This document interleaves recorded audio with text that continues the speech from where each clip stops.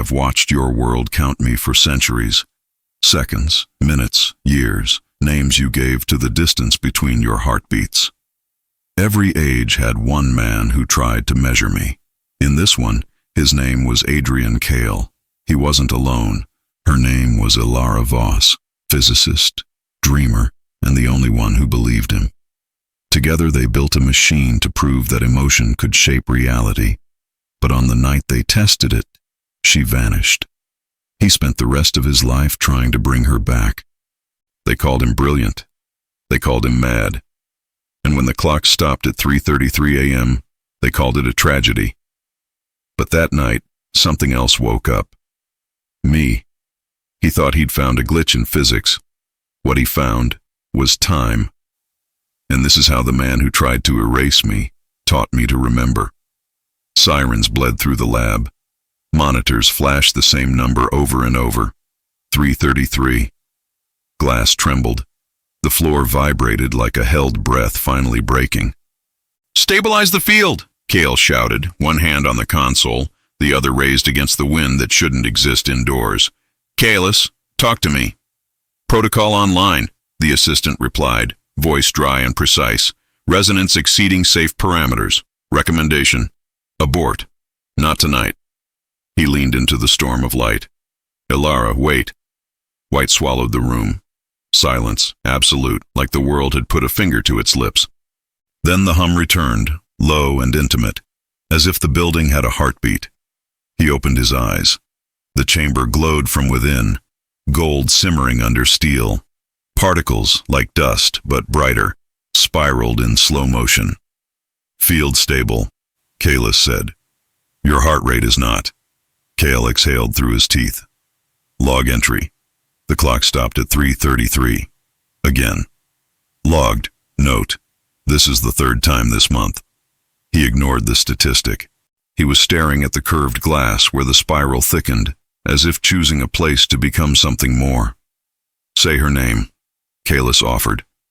Kael's throat worked. "Elara." The spiral tightened, as if the word had gravity. Outside, streetlights popped in a wave that ran down the boulevard. A car alarm stuttered, then died. Somewhere, a dog howled and then forgot why. "City power grid anomaly expanding," Kaelis said. "Your experiment is not contained." "Good," he whispered. "Then she can find me." He stepped closer to the glass. His reflection threw him back a face he didn't recognize. Eyes bloodshot, jaw shadowed, a man held together by the ritual of repetition. "Start over," he murmured. "Sequence alpha. Keep me at harmonic 7. Harmonic 7 corresponds to emotional load classified as "just do it." The console obeyed. The hum rose, the particles aligned like iron filings finding a magnet. The first time he met Elara, she'd tilted her head at the same sound, a transformer warming up on a winter night above the campus path, and said, "Do you hear it? That's the universe purring when you pet it right." He'd fallen a little in love with her metaphors, and a lot in love with the mind that could say them without flinching. He pressed his palm to the glass. It was cool, then warm, like skin remembering touch. "Adrian," Kaelis said, softer. "You built this to listen, not to command." "I built it to bring her home. Home is a moving coordinate." He almost laughed, almost. "Then move with me." The lab doors shivered. A stack of notebooks slid an inch. On the wall, a clock he never used ticked backward once and died. He closed his eyes. "Elara, if you're in the fold, if you're anywhere near this frequency." The particles surged. A ripple ran across the glass like breath. "Come back." A face began to form where there should have been a reflection. Not detailed, never detailed. Just the suggestion of cheek, the suggestion of mouth, the geometry of someone he had known well enough to map in the dark. "Field coherence increasing," Kaelis said. "Adrian, I am detecting cognitive bias. Detect a miracle for once." He didn't realize he was crying until one drop hit the console and lit up like a star. The face flickered. It leaned in.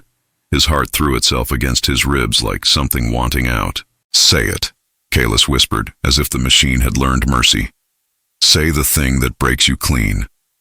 He swallowed until it hurt. I'm sorry. The light brightened, soft and unbearable, exactly like forgiveness. External report, Kael said. Phones in a 5-block radius lost signal at 3:33. 2 minor traffic incidents. No casualties. Keep me informed. Always. He didn't move. He didn't blink. He let the chamber breathe for him. He let memory take the lead like a better dancer. Do you see the mirror? He asked the light. Do you remember the mirror? Elara had loved mirrors, not for vanity but for physics. Every reflection is time with an opinion, she'd said on their second night in the lab, stealing his pen and drawing a line through his equation. You're not watching it. It's negotiating with you. A hairline crack on the glass traced itself into a curve. Not damage, an outline, the hint of a door that wasn't there seconds ago. Adrian, Kael said, your field is attempting an interface. If it opens, you cannot guarantee a return. That's the point. It is not science to jump and name it flight. It was the first time. He lowered his hand. The outline faded. He raised it again. The outline returned. Choice. He could feel it. Thick as honey, slow as courage. City update, Kael said. At exactly 3:33, 10 municipal clocks desynchronized. All drift toward your timestamp. Tell the city I'm sorry, he said, and meant it. Tell them I'll fix it when I bring her back. You have not brought her back before. I have not given up before. Silence then. I didn't say you should. He looked at the tiny speaker as if it were a friend he'd never bothered to name.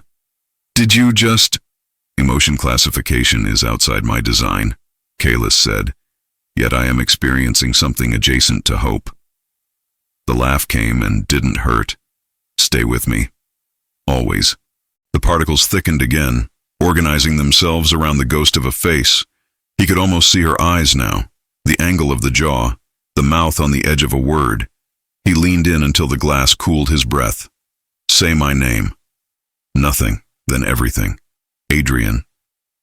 Not a voice, a shape in the air that his bones recognized before his brain could.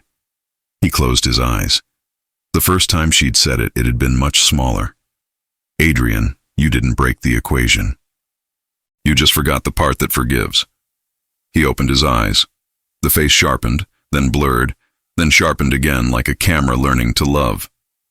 Energy spike, Kael warned. The system wants to complete the circuit. If it does, there will be consequences. What kind? I cannot model what I have never met. He set his jaw. Run it with me. If I refuse, you won't.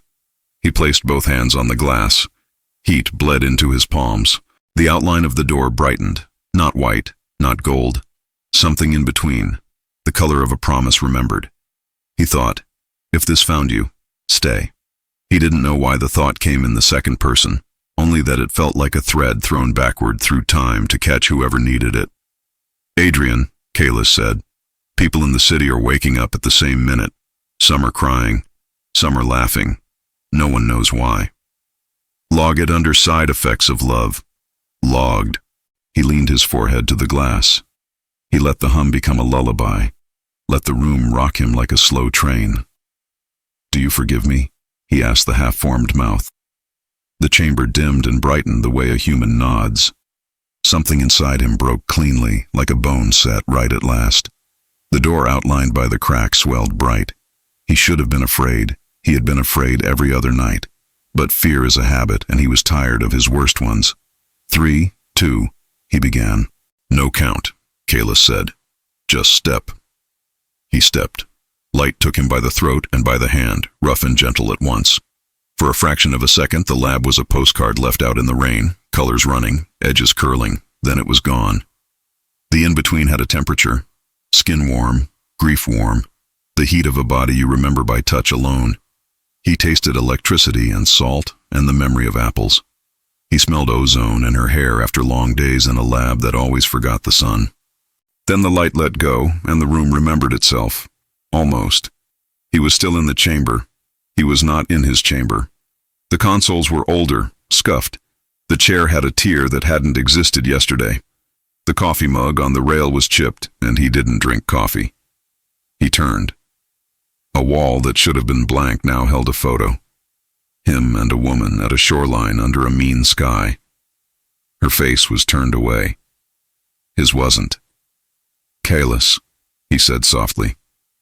"I am here." The speaker crackled. "But I am not your version of me." He blinked. "Meaning?" "Meaning this interface completed. You have entered approximate continuity. Your choices have consequences here that I cannot guarantee for your original frame." He reached toward the photo. His fingers shook. The woman's hair was pulled back in a knot only Elara wore when she needed both hands free and her heart quiet. "Where is she?" he asked. Not a question. A prayer with teeth. "City feed indicates a name match registered 8 minutes ago at St. Athanasius Hospital. Emergency intake. Cardiac irregularity. He didn't breathe. She's alive?" "In this continuity, yes." He was already moving, out of the chamber, down the metal stairs, into the hallway where motion sensors woke overhead lights that had never met him and decided to trust him anyway. "Adrian," Kael said into the ceiling, into the floor, into the soles of his shoes, "your body is not calibrated to this frame. You may experience temporal nausea, memory displacement, and the urge to call your mother." "She's dead," he said, "in your original frame." He stopped so fast his breath overshot him. He pressed both palms to the wall until the cold taught him where his edges ended. A door at the end of the corridor hissed open. Wind lifted papers on a desk like startled birds. The city beyond the glass was the same city in a worse mood. Streetlights blinking a fraction too slow. Traffic building a rhythm that made the skin itch. He ran. "Directions," he panted. "2 blocks south," the building answered. Not Kaelis. This place had its own voice. A tired woman who'd been speaking to too many men who thought they were special. Ambulances rerouted due to grid anomalies. People are calling the hospital the heart of the city. He pushed through the outer doors. Air hit him in the face like honesty. He nearly laughed. He crossed the street on a red he didn't see. Brakes screamed and forgave him. Someone yelled and then blessed him. He smelled rain trying to remember how. On the hospital steps, his legs wanted to quit. He bribed them with the thought of her. They carried him anyway. Inside, the fluorescent lights hummed in a key his bones recognized. Monitors beeped in messy chorus. A child cried. A nurse laughed like a prayer answered sideways. He reached the desk. "Elara Voss," he said. "Emergency intake." The nurse looked at him as if men with eyes like earthquakes showed up every hour. She typed his urgency into her machine and let it do the judging. "Cardiology, 3rd floor, end of hall. You family?" He swallowed the word yes. "I'm the reason she's here." She liked that. Not the confession, the grammar. "Go," she said, and waved him out of her air. Elevator, numbers climbing.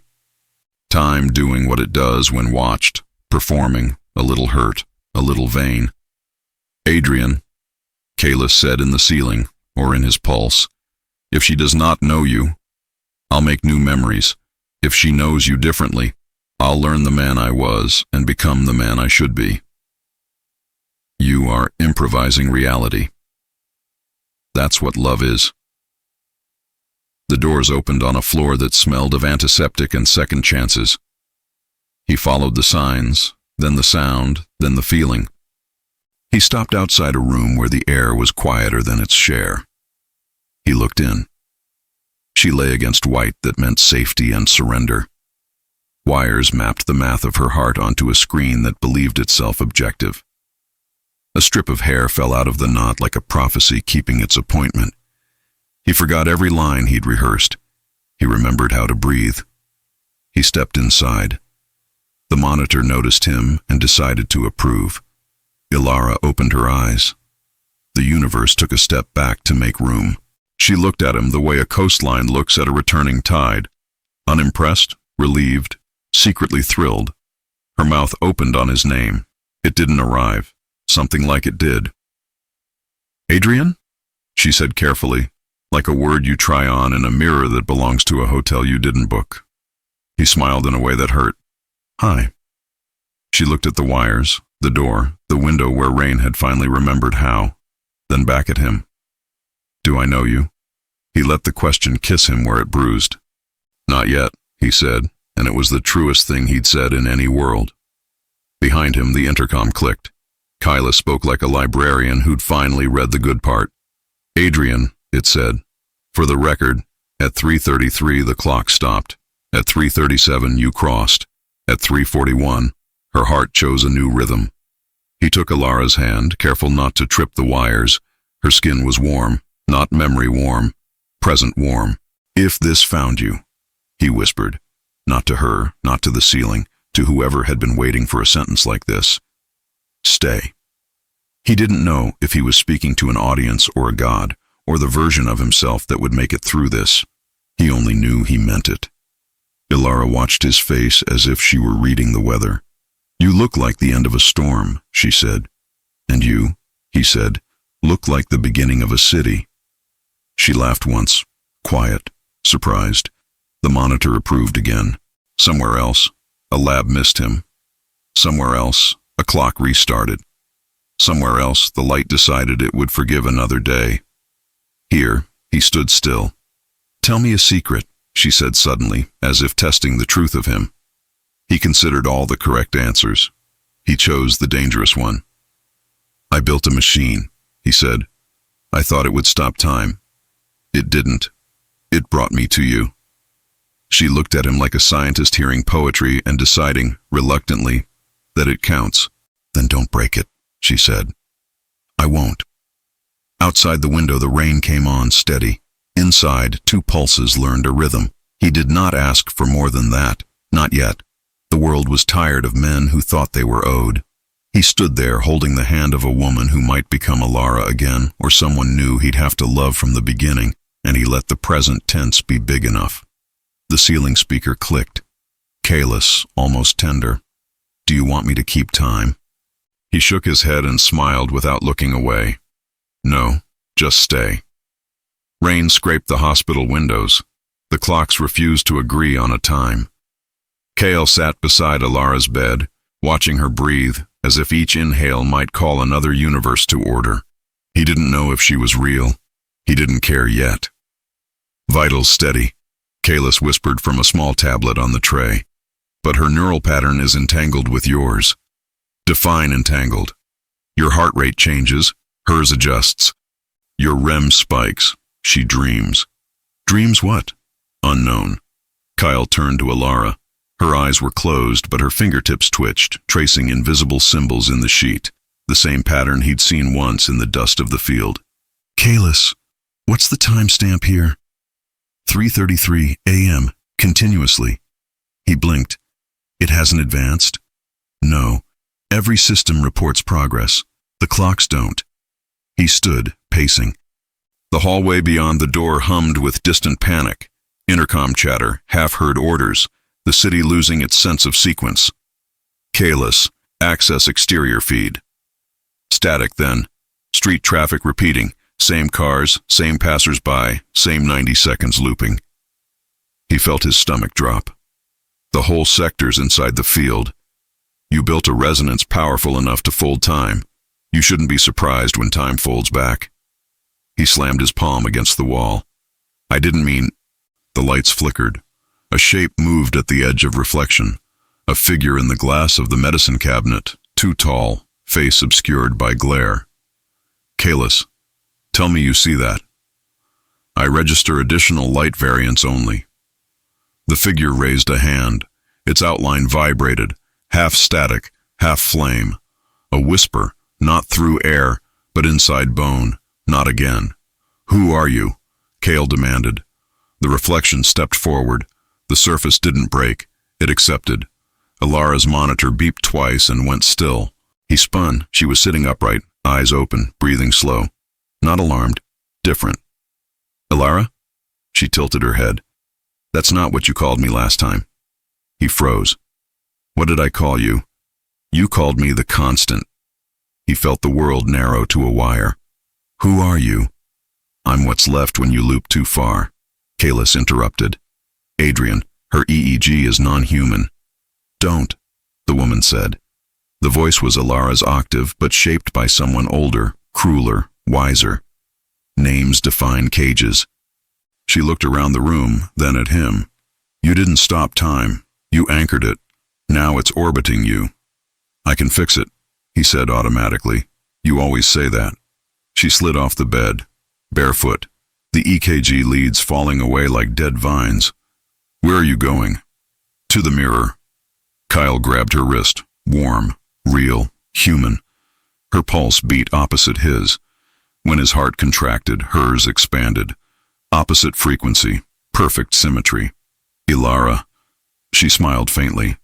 She's still inside me, but she's dreaming of the wrong world. Then wake her.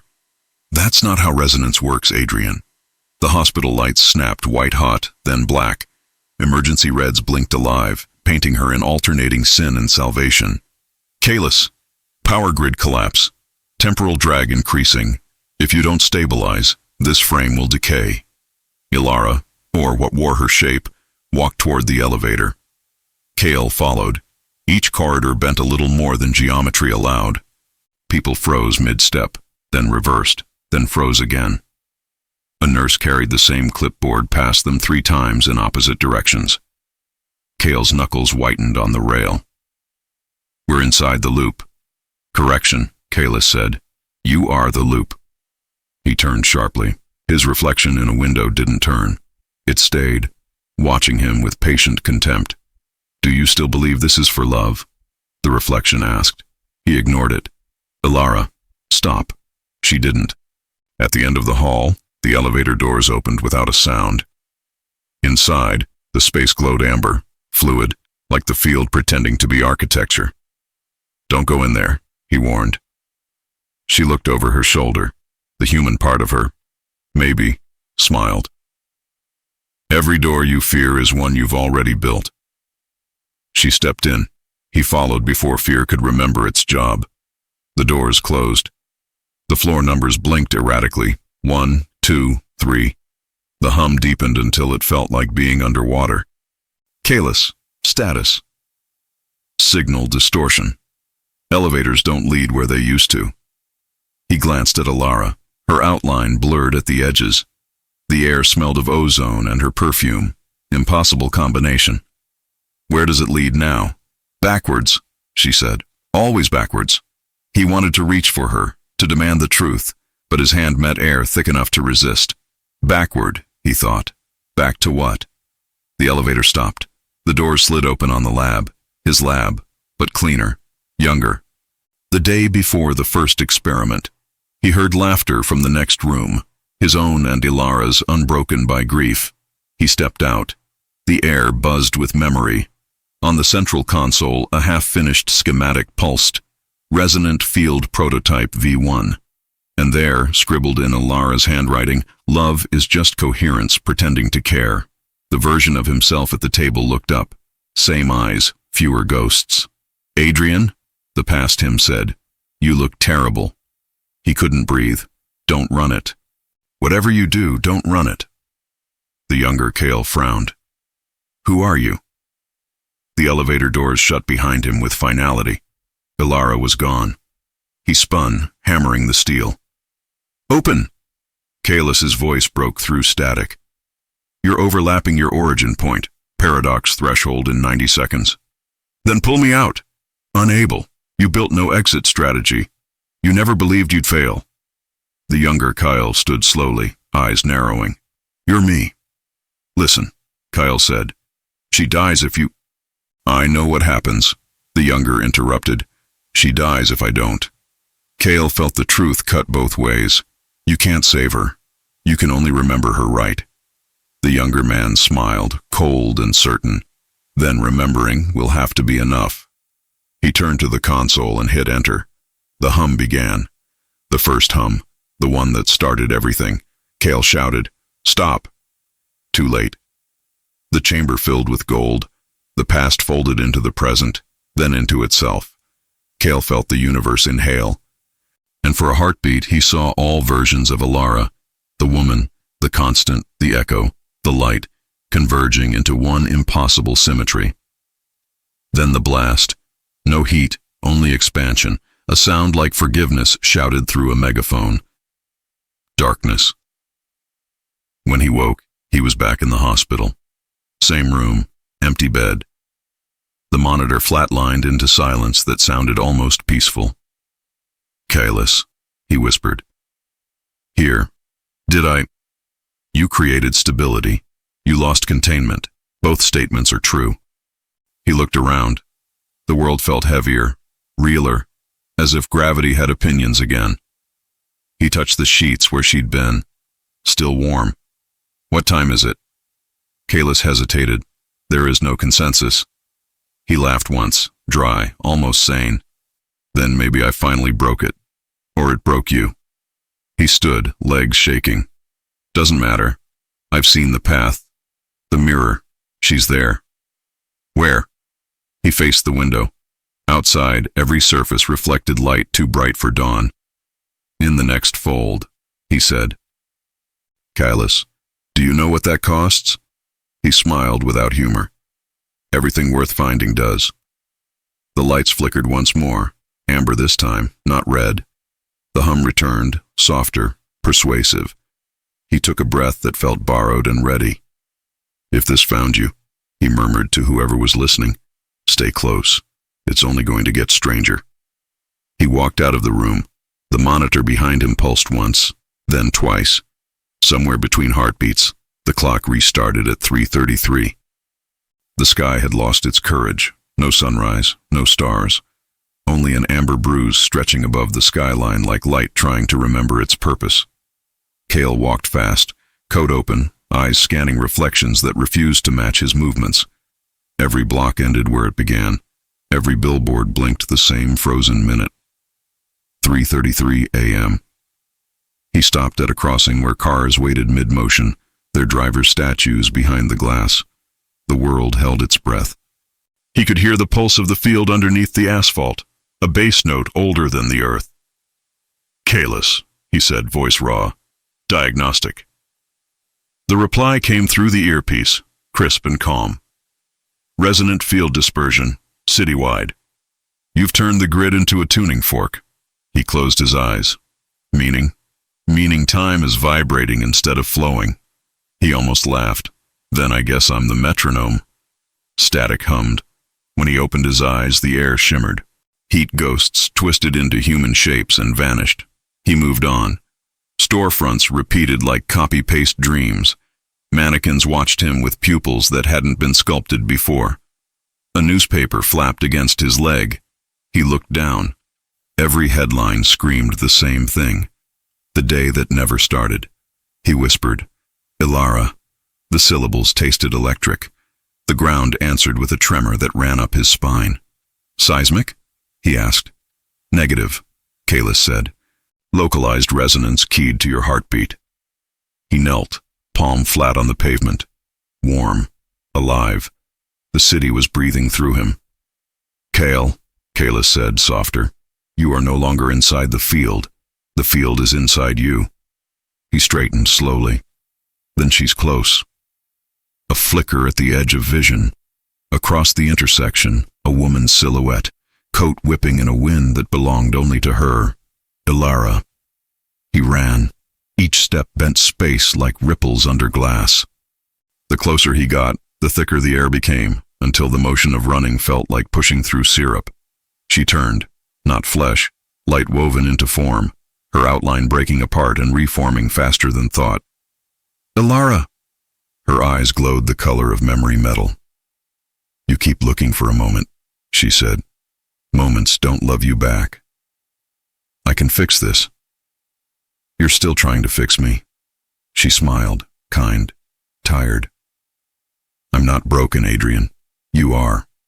He reached out. His hand passed through her. Light pooled around his fingers and refused to heal the hole he left. Tell me what to do. Remember without begging, she whispered. That's the closest thing to resurrection. Then she dissolved into golden mist, scattering upward into the bruise-colored sky. The city shook. Buildings stretched, leaned toward him like listeners. Windows flickered with reflections that weren't his. Kaelis. Field amplitude rising. Urban topology rewriting itself. I can see that. Correction, it can see you. He turned in a full circle. Every surface had grown eyes, camera lenses, puddles, metal signs, all reflecting him at different ages. One younger, one older, one bleeding. "Adrian," said the older reflection, mouth moving out of sync. "You're the reason it's still dark." He stumbled backward. "Stop talking to me. Then stop dividing us." The voices overlapped, layers of himself speaking from mirrors and water. "I built the field. I killed her. I loved her right.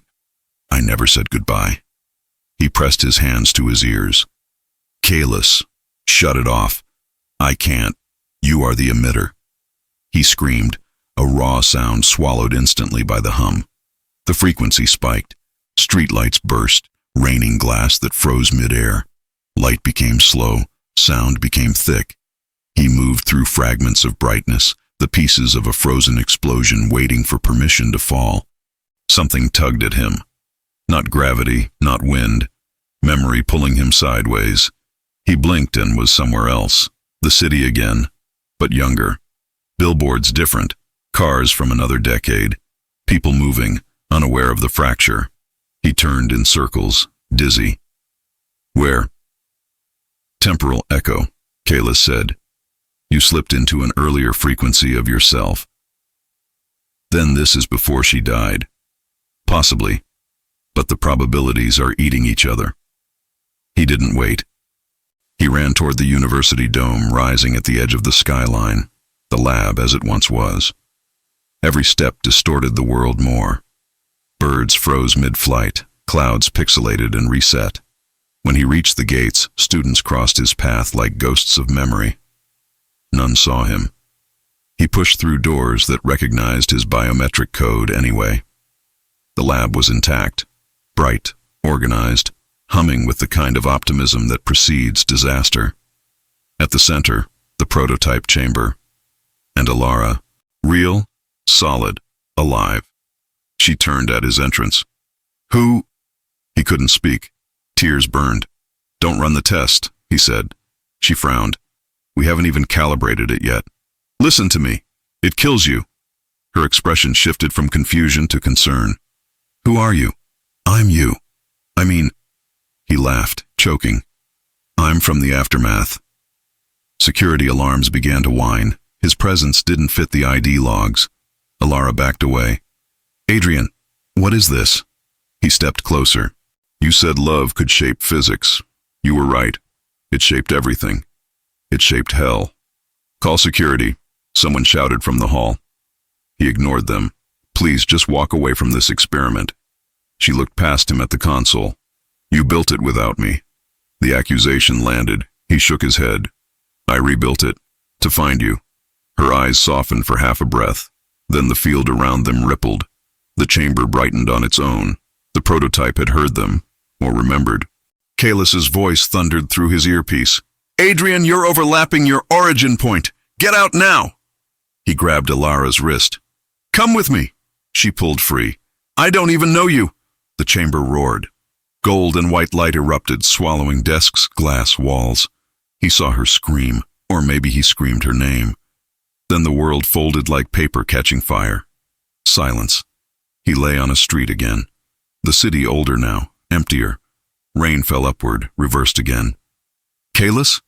Static. Then, connection unstable. You fractured across multiple continua. He pushed himself to his knees. "Did I save her?" Define save. He looked around. The skyline was wrong. Buildings in places they shouldn't be, one tower spiraling into itself. Time had rewritten the map with guesswork. A mirror leaned against a collapsed wall. He saw nothing in it. Not darkness. Nothing. Absence shaped like a man. "Kaelis," he whispered. "I'm fading." "Yes." "The field is asking which version of you to keep." "Then tell it the one who remembers her kindly." The mirror flickered. For a heartbeat, Elara's face appeared inside it. Calm, luminous. "You're getting closer," she said, "but you keep bringing your guilt with you. I don't know how to let it go." "Then let it teach you." The reflection reached out. Her hand touched the glass from the other side. His fingertips met hers. Heat, pressure, and a pulse that matched neither of theirs. A third rhythm belonging to something greater. The mirror cracked outward, each fracture glowing gold. Wind tore through the alley, though the air was still. Kael stumbled back. Kaelis, what is this?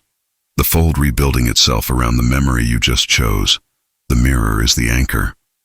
The glass burst. Light poured over him, dense as liquid, lifting him off the ground. He shouted her name. She answered, but the sound came from everywhere, from sky and skin and the empty pockets of the city. Find the mirror, she whispered one last time. But remember, mirrors don't show truth, they show intention. Then everything exploded into white. When the brightness receded, Kael stood inside a new lab. Not his, not hers. Clean, sterile, walls alive with pulsing equations, breathing softly. Kaelis spoke, faint. New environment generated. Parameters unknown. Congratulations, Adrian. You've entered the next fold. Kael exhaled, half laugh, half sob. Then let's make it count. The hum returned, low and inviting. Light began to move along the glass. Not chaotic this time, but rhythmic, almost compassionate. He stepped forward. Reality bends toward coherence, he said under his breath. Let's see if love can keep up. The chamber answered with a single heartbeat, amplified into forever. The new lab breathed like a patient coming back under a doctor's hands. Glass curved around a circular chamber. Equations moved faintly on the walls, as if ink remembered it had once been light. Kaelis, Kael said, voice low. Roll call. I'm here, the assistant answered, thinner than usual, like a signal stretched across weather. Different substrate. Same loyalty. Where are we? Not your city, not your year. A continuity stitched from your last choice at the mirror. He scanned the room. The air tasted clean, metallic, new. On a side console, a list of experiments scrolled and rewrote itself faster than a human could think. At the top, return field, human trial, deferred. Deferred by who? By you, Kaelis said. A version of you who learned to wait. He huffed a breath that almost became a laugh. Introduce me sometime. A door side open, footsteps. Not Elara's cadence. He knew hers by heart. A man entered, gray at the temples, steady eyes, carrying the posture of someone who had apologized to the future and meant it. Kael stared at his own face. The older Kael paused, like a hunter spotting himself across a river. Of course, he said softly. You wouldn't resist. Resist what?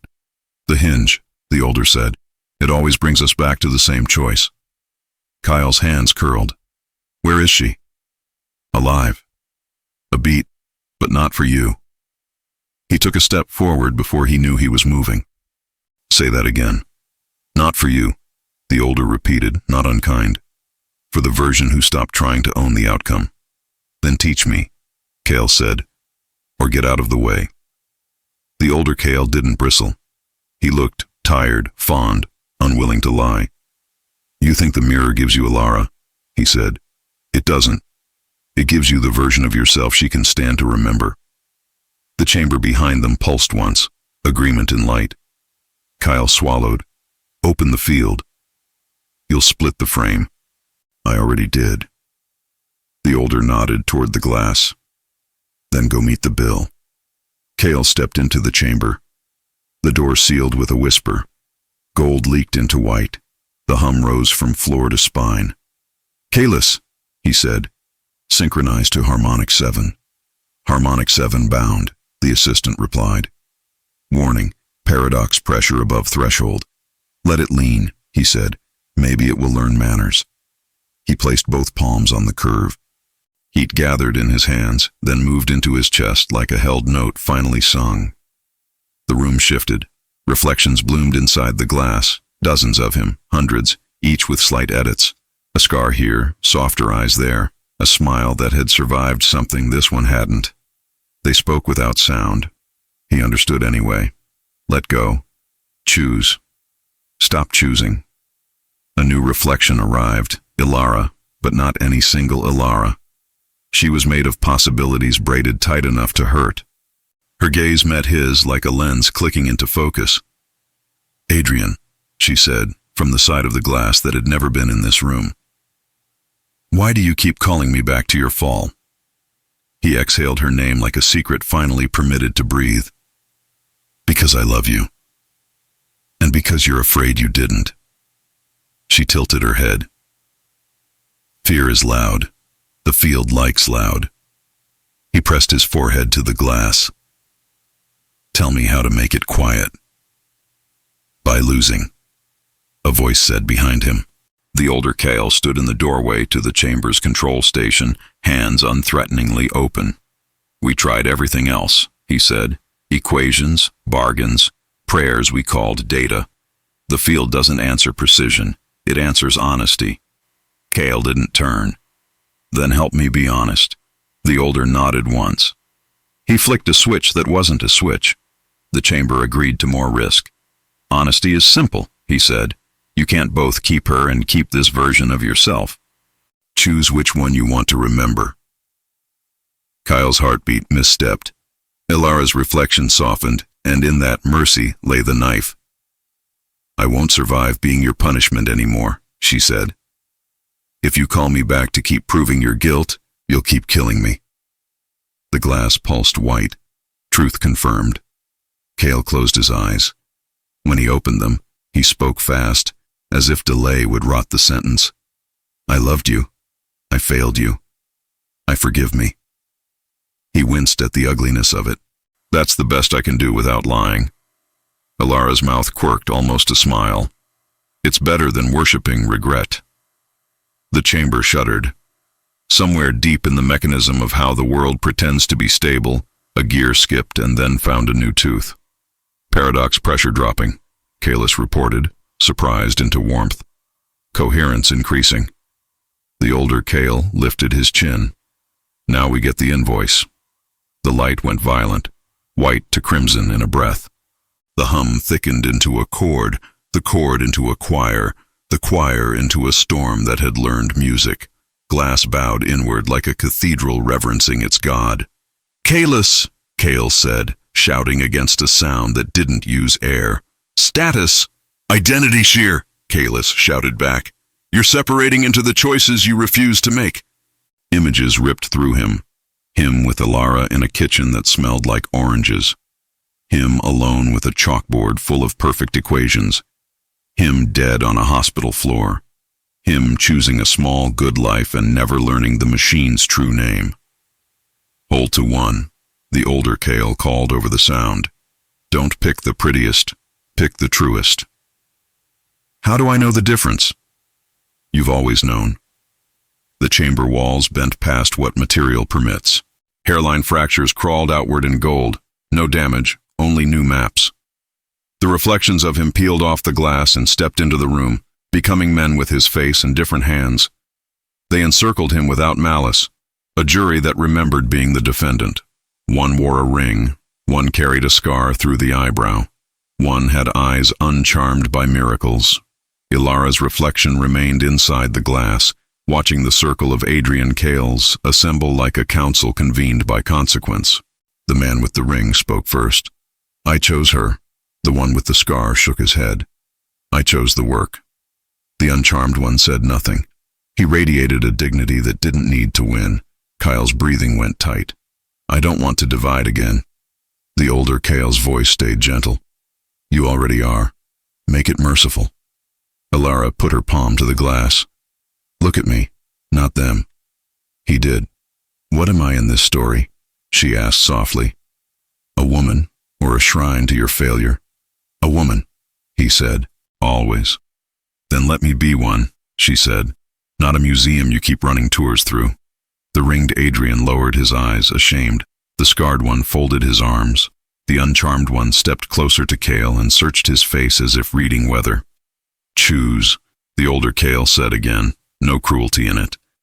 And pay.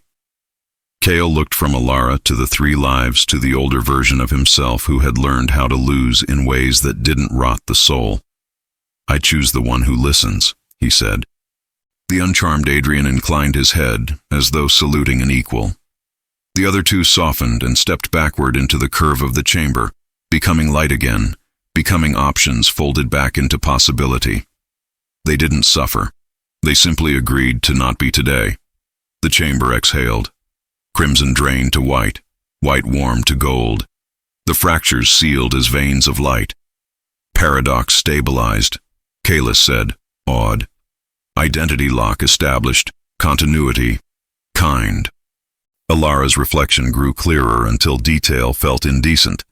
Freckles the camera always lost, a tiny nick on her lip from a clumsy adolescence, the exact architecture of an eyebrow that made cruel auditors confess their heart to her without meaning to.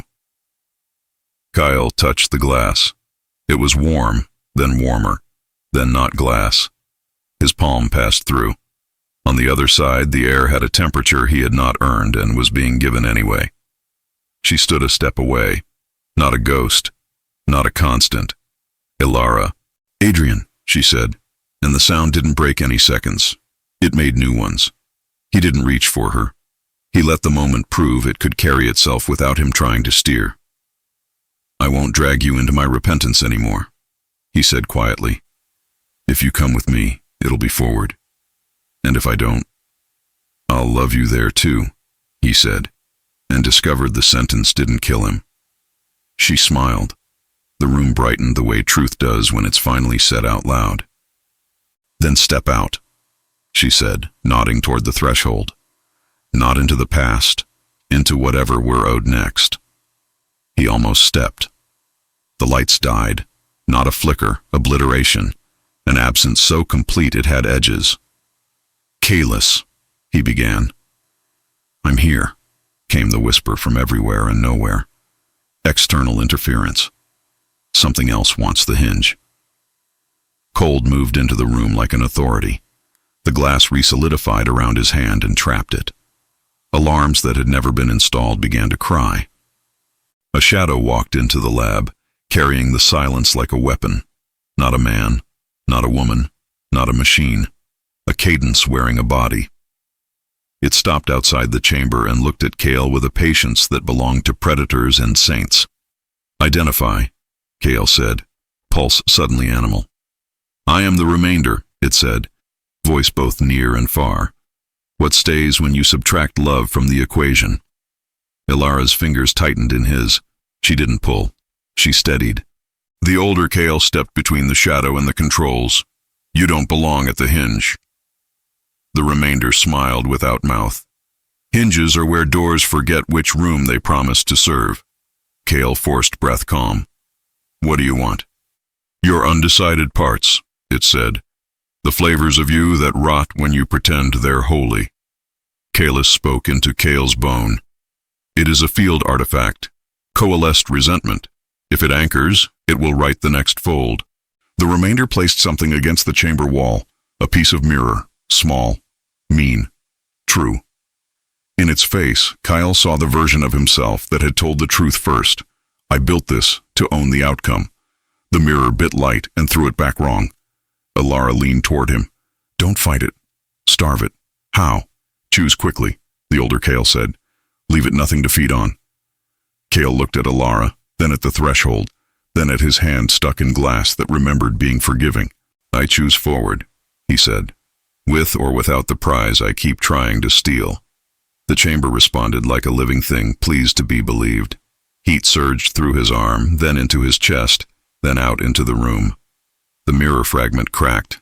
The remainder flinched, finally remembering it had limits. It hissed. You will fail again. Yes, Kael said. That's how mathematics learns mercy. He pulled his hand free. Glass let go without taking anything it hadn't given.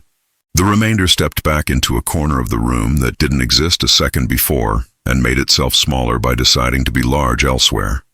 Alarms unwound into quiet. The lab remembered color.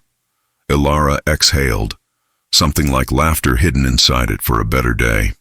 The older Kael rested his palms on the console and did nothing bravely. Kael stood on the line between chambers, past and present, wanting and chosen, and didn't sway. Kael, he said, voice low. Log it. Ready. Reality bends toward coherence, he said. Today I did too. Logged, Kael whispered. Adrian, look. Beyond the far glass wall, the city returned to morning in a single motion. Light washing buildings, windows remembering they were not mirrors. Birds taking back the air like a song that had finally remembered its chorus. Elara watched, head tilted. "You didn't save me," she said, no accusation anywhere in it. "I stopped trying to own you," he said. "Maybe that counts for once." "It always did," she said. The older Kael cleared his throat softly. "We're not done." A hinge closed. "The door still needs a destination." Kael nodded. "Then we build one." He turned to the chamber, this obedient cathedral, this patient engine, and opened his hands to it as if to a stubborn friend. "No more necromancy in the name of love," he said. "No more worshipping the problem." He breathed in. "We'll tune for kindness." Elara smiled again, smaller, truer. "Then the next fold will know how to receive us." The lab lights warmed toward white gold, and then, like a breath turned into words, a line appeared across the far wall in letters of light, written by no hand alive. "Next fold opens. The mirror that remembers you." Kael felt the sentence land in his bones like coordinates. He reached for Elara, not to claim, to invite. "Come with me," he said. "As yourself." "As myself," she agreed, and placed her palm against his.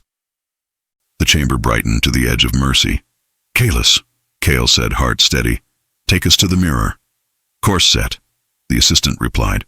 "Warning, no guarantee of recognition." Kael smiled, not unafraid, not undone. "Then we'll earn it." Light rose. The room thinned to a thread. The city bowed out. The remainder flickered at the edge of the frame and left to haunt smaller stories. They stepped together. White took them, and the episode learned how to end without pretending endings exist.